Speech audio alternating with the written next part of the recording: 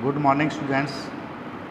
बच्चों, पिछले पीरियड में हमने आंकलन और मूल्यांकन दोनों की परिभाषाओं के बारे में, दोनों के मीनिंग के बारे में पढ़ा था।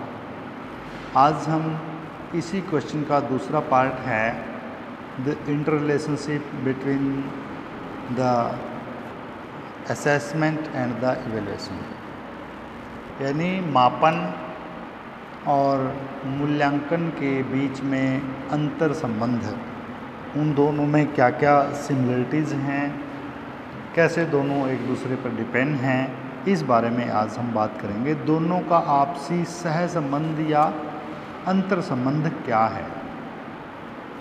मूल्यांकन का प्रत्यय मापन के प्रत्यय से सदा या सर्वथा ही व्यापक है, क्योंकि मापन किसी भी टेस्ट के माध्यम से किया जाता है, मापन किसी साधन से किया जाता है जिसके अंतर्गत चाहे रेटिंग स्केल है, चाहे चेकलिस्ट है, या कोई ऐसी तालिका का निर्माण करना है, कोई उपलब्धि टेस्ट हैं, इंटरव्यूज़ हैं, या फिर कोई अवलोकन सूची आदि तैयार करके मापन किया जाता है। मापन एक प्रक्रिया है जिसके द्वारा किसी भी कोई धारणा है, कोई संप्रत्यय है, उसके विशेष अंशों या उसका आंशिक वर्णन प्राप्त होता है। मापन का अर्थ प्रदान करना आंकलन है। इस प्रकार से अनेक आंकलनों के आधार पर अंतिम राय या समग्र निर्णय मूल्यांकन कहलाता है।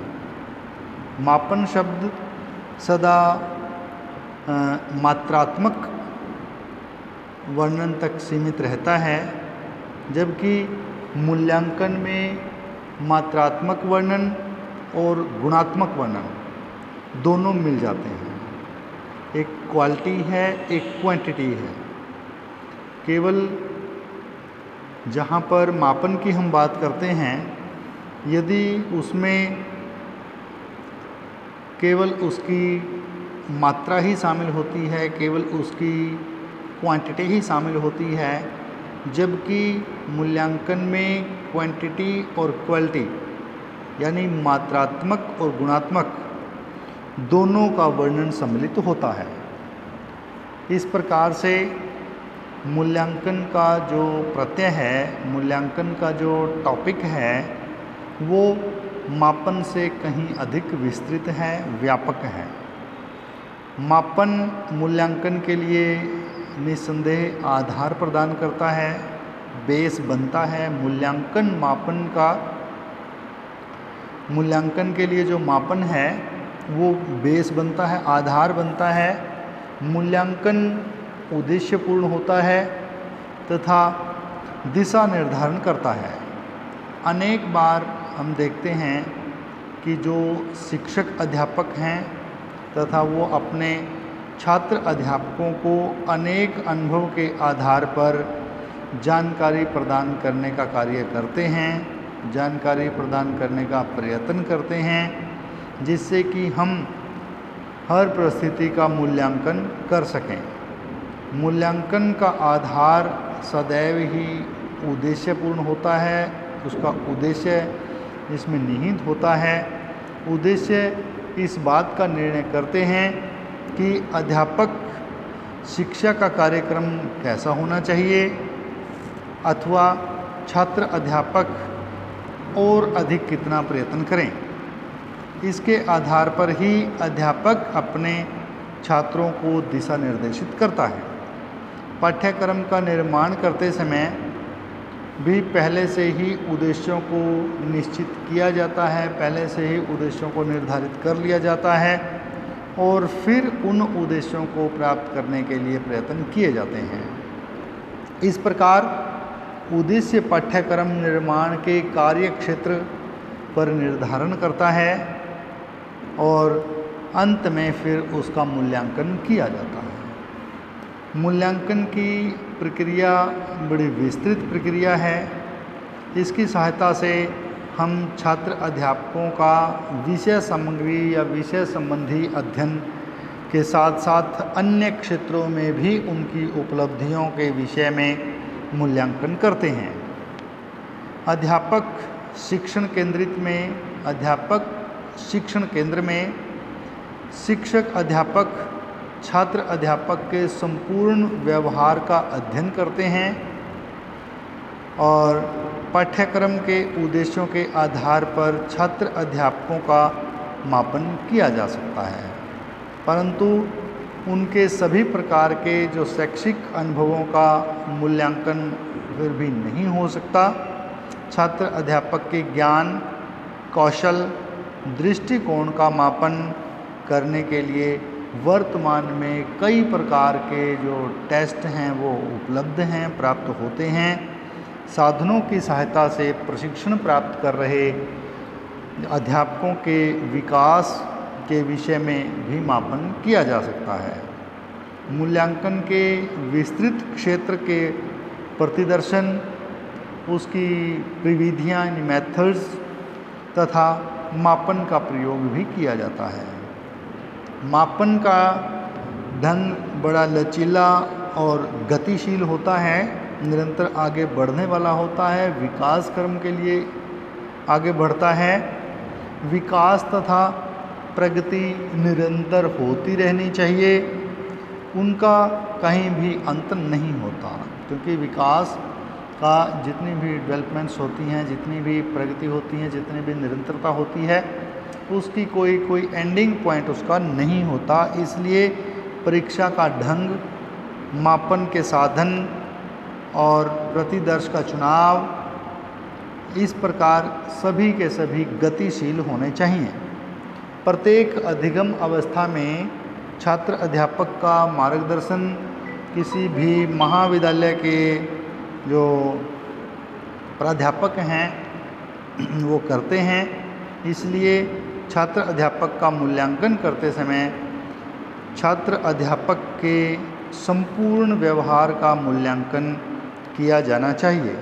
इसलिए मूल्यांकन का लचीला होना, गतिशील होना आवश्यक है। तो बच्चों, जितना कुछ भी मापन किया जाता है, जितना भी मूल्यांकन किया जाता है, वो संपूर्ण गतिशीलता और विकास क्रम के आधार पर ही होता है। अध्यापक शिक्षा कार्यक्रम का मूल्यांकन करते समय कार्यक्रम के प्रत्येक पहलू को महत्व देता है और मापन के लिए विभिन्न टेस्टों का निर्माण किया जाता है। अध्यापक शिक्षक को विभिन्न टेस्टों के विकास के लिए प्रयत्न करने चाहिए। अध्यापक शिक्षा के पाठ्यक्रम की प्रभावोत्पादकता या उसको प्रभावशाली बनाने के लिए अध्ययन के लिए ये आवश्यक है कि छात्र अध्यापकों के दृष्टिकोण, उनकी बुद्धि, उनकी रुचि, उनकी कार्य क्षमता इत्यादि का मापन किया जाए। इसके लिए विभिन्न टेस्टों का निर्माण किया जाना चाहिए ताकि प्रशिक्षण प्राप्त कर रहे छात्र अध्यापकों के संपूर्ण व्यवहार का मूल्यांकन किया जा सके। इस प्रकार से जो मूल्यांकन है ये एक अंतिम पड़ाव तक है कि विद्यार्थी के संपूर्ण व्यवहार का मात्रात्मक आधार पर, गुणात्मक आधार पर निर्णय प्रस्तुत करके उसे संख्यात्मक रूप प्रदान करना। ये केवल रेटिंग स्केल नहीं, ये केवल उसकी एक चेकलिस्ट नहीं, केवल एक रिकॉर्ड नहीं, इस प्रकार का एक पोर्टफोलियो तैयार करना जिसमें विद्यार्थी को प्रतिशत अंक प्रदान किए जा सकें, एक निर्धारण किया जा सके। क्योंकि मापन में और मूल्यांकन में मापन एक समय में एक ही पहलू का होता है, जबकि मूल्यांकन के अंतर्गत उसके समग्र व्यवहार को सम्मिलित किया जा सकता है। ये थे बच्चों असेसमेंट एंड इवैल्यूएशन यानी मूल्यांकन और अवलोकन के बीच में अंतर संबंध। अब थोड़ा और क्लियर हो जाएगा यदि हम इनके अंतर के बारे में भी जानते हैं। कि मापन और मूल्यांकन में अंतर क्या है। जो भी हमारी मेज़रमेंट है एंड वैल्यूएशन है, इसके बारे में क्या क्या इनमें डिफरेंसेस हैं। मापन और मूल्यांकन प्रायः एक दूसरे के स्थान पर ही प्रयोग हो जाते हैं, एक दूसरे के पर्याय माने जाते हैं, क्योंकि दोनों का ही मतलब विद्यार्थी की जांच करना होता है। लेकिन फिर भी दोनों एक दूसरे से काफ़ी भिन्न हैं, काफ़ी अलग हैं। मापन किसी वस्तु का एक अंकात्मक रूप है, लेकिन मूल्यांकन मापन के साथ साथ परिणाम भी प्राप्त करता है, परिणाम भी देने के लिए बाध्य होता है। मापन से ये मालूम किया जाता है कि कोई वस्तु कितनी मात्रा या कितने वज़न में है, जबकि मूल्यांकन किसी वस्तु के गुण दोषों के बारे में जानकारी प्रदान करता है। मूल्यांकन से हमें पता चल जाता है कि किस उद्देश्य को कितना प्राप्त किया गया है, जबकि मापन हमें ये बताता है कि कितने उद्देश्यों को प्राप्त करने का प्रयास किया गया है। शिक्षा में मापन का प्रयोग छात्रों की विशेषताओं को स्थापित करने के लिए किया जाता है। इस प्रकार से जो मापन और मूल्यांकन में अंतर को स्पष्ट करते हुए हम कह सकते हैं कि मापन में विषय वस्तु के एक पहलू को लिया जाता है, जबकि मूल्यांकन पूर्ण वातावरण के विषय में जानकारी प्रदान करता है।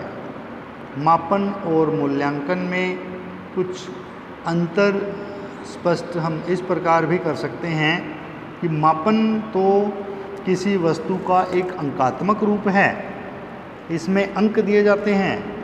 उत्तर पुस्तिकाओं की जांच करके उनमें अंक देना मापन कहलाता है। किसी वस्तु के मापन को ही किसी वस्तु को आंकना मापना ही मापन कहलाता है। मूल्यांकन में अंक देने के बाद अंकों के मूल्य का निर्धारण करना वो मूल्यांकन कहलाता है। मापन का क्षेत्र विस्तृत न होकर बड़ा सीमित होता है, जबकि मूल्यांकन का क्षेत्र बहुत ही विस्तृत होता है। इसके अंतर्गत गणित, व्यावसायिक रुचि जैसी कुछ परीक्षाएं सम्मिलित की जाती हैं मापन के अंतर्गत, और जिनका उद्देश्य वर्तमान आवश्यकताओं को पूरा करना होता है। इसके यानी मूल्यांकन के अंतर्गत संपूर्ण व्यक्तित्व की परीक्षा की जाती है। किसी भी व्यक्ति के मूल्यांकन के लिए उसकी मानसिक, शारीरिक, संवेगात्मक आदि अन्य सभी पक्षों का मूल्यांकन किया जाता है। हम इस प्रकार की परीक्षाओं का इसमें समावेश करते हैं। मापन के आधार पर किसी छात्र के व्यक्तित्व के संबंध में निश्चय धारणा नहीं बनाई जा सकती, कोई भी निश्चित धारणा नहीं हो सकती, क्योंकि इसके अंतर्गत बड़ी सीमित परीक्षाओं की व्यवस्था की जाती है। जबकि मूल्यांकन के आधार पर किसी भी छात्र के बारे में निश्चित धारणा बनाने में सुविधा रहती है, क्योंकि इसमें किसी भी छात्र के संपूर्ण व्यक्तित्व की परीक्षा हो जाती है। मापन विषय की पाठ्य सामग्री पर आधारित होता है, जबकि मूल्यांकन विषय के उद्देश्यों पर आधारित होता है। एक पाठ्य सामग्री से आधारित है, दूसरा उसके उद्देश्यों पर आधारित है। मापन से भाव है कि कितना उसने जो पाठ्यक्रम है वो अधिगम किया है, जबकि उस अधिगम को वो कितना प्रस्तुत कर पाया है, इस आधार पर उसका मूल्यांकन हो जाता है। मापन के द्वारा साक्ष्यों को एकत्रित किया जाता है, जो एविडेंसेस हैं वो इकट्ठे किए जाते हैं। मूल्यांकन के द्वारा साध्यों से निष्कर्ष निकाले जाते हैं, जो भी उसके द्वारा जो एविडेंस इकट्ठे किए जाते हैं, और उन एविडेंस के आधार पर ही मूल्यांकन किया जाता है। मापन के लिए समय निश्चित होता है और मूल्यांकन एक निरंतर चलने वाली प्रक्रिया है। मापन के आधार पर जो भविष्यवाणियां हैं वो सार्थकता के साथ नहीं की जा सकती, क्योंकि इनमें सभी पक्षों की जानकारी नहीं होती, जबकि मूल्यांकन के आधार पर व्यक्ति के फ्यूचर के बारे में सार्थक रूप से उनकी पॉजिटिव के बारे में बिल्कुल सही निर्णय दिया जा सकता है, क्योंकि इसमें सभी पक्षों की जानकारी आसानी से प्राप्त हो जाती है। मापन एक साधन है, कम परीक्षकों के कारण इसमें समय, धन, श्रम आदि की आवश्यकता इतनी अधिक नहीं होती, जबकि मूल्यांकन एक साध्य है, इसमें परीक्षाओं की अधिकता होने के कारण धन, समय व शक्ति का बहुत अधिक लगती है, बहुत अधिक इसकी ज़रूरत पड़ती है। इस प्रकार से बच्चों, क्या मूल्यांकन है, क्या इनमें अंतर संबंध है और क्या इसका निर्णय है, ये सब बातें हमने की। इन दोनों का अंतर संबंध के बारे में बात की और अंतर संबंध के बाद दोनों में निर्णय की बात हुई कि क्या इन दोनों में अंतर है।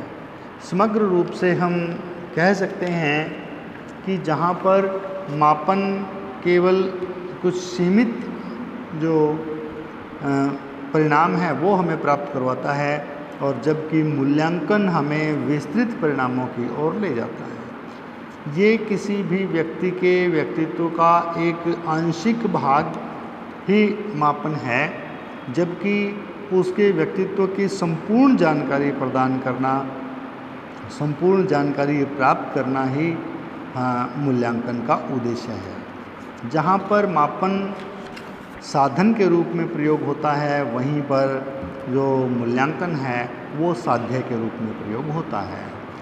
ये मापन केवल एक पाठ्यचर्या कार्यक्रम है या पाठ्य विषयों से संबंधित है, जबकि जो मूल्यांकन है वो उद्देश्य निर्धारण के लिए कार्य करता है, क्योंकि मापन में एक जैसी जो परीक्षाएं हैं वो सम्मिलित होती हैं, जबकि मूल्यांकन में अनेक प्रकार की परीक्षाओं के आधार पर उसकी समग्र जो व्यवहार परिवर्तन हैं उनको सम्मिलित किया जा सकता है। मापन कुछ समय के लिए है, जबकि मूल्यांकन अपना स्थायित्व रूप देता है।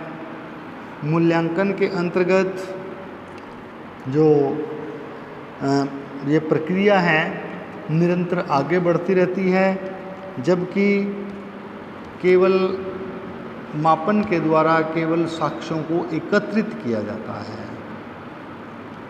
हम यूँ कह सकते हैं कि मापन एक किसी भी विषय वस्तु का एक अंश है, एक पहलू है, एक रूप है, जबकि मूल्यांकन उसके संपूर्ण कि वो एक्टिविटीज़ हैं, संपूर्ण उसका जो ज्ञान है, जितने भी पाठ्यक्रम आधारित उसने जो उद्देश्य हैं उनको प्राप्त किया है, उसकी जानकारी हमें मूल्यांकन के आधार पर भी प्राप्त होती है। इस प्रकार से बच्चों, आज हमने the inter relationship and the differences between the assessment and evaluation के बारे में किया।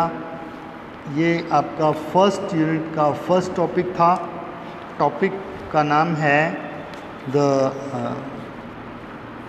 कंसेप्ट ऑफ असेसमेंट, जो हमने कल पीरियड में किया था, असेसमेंट एंड इवैल्यूएशन कंसेप्ट, जिसमें हमने असेसमेंट की परिभाषाएं, इवैल्यूएशन की परिभाषाएं आपको दी थी, and their relationship and differences हमने आज किया है। तो कल हम इसके objectives of assessment for placement, providing the feedback, guiding promotions, certification, diagnostic of the learning difficulties के बारे में हम बात करेंगे। बच्चों, आज के लिए इतना ही। धन्यवाद।